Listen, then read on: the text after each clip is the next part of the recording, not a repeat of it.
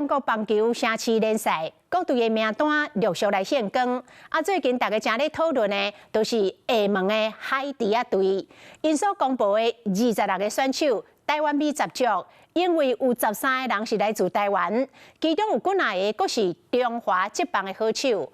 讲到参这个教练团，嘛有一半的人来自台湾。 新创立的中国棒球城市联赛 CPB 明年1月特别开战，各队名单小刷出来。目前上有未得胜的，就是厦门海猪仔队。厦门海猪仔所公布的26个人的名单，上大特点就是台湾米10足，有13个人都是台湾人。27岁采用加金甲投球的投手张喜凯嘛伫咧内面。投手这球有点切到在左外方向的飞球，进到了陈文杰的手套里面，遭到了接杀。外号叫尖水艇的投手张喜凯本季离开台钢雄鹰，继续对入棒球棒，加入厦门的海猪仔队。另外有中职主力的，阁有前副帮悍将苏哲勋、林义雄，含前统一狮的戴鸿坤、李家雄。另外个八辉嘛来自台湾。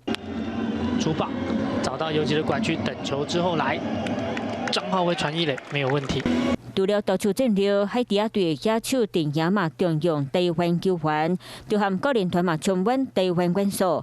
总教练由官名叫蔡中港的蔡东志担任，配真侪位台湾背景的教练，已经改名做柯俊生的柯炳南，还有何宪环、谢必昌。对选手和教练来讲，拢需要舞台发挥。 这大阵有经验的台湾球员和教练，搁一摆有重新出发的机会。 嗨，大家好，我是颖彤。想要来抢先掌握最及时的新闻资讯吗？赶快订阅、按赞、开启小铃铛，锁定华视新闻的 YouTube 频道。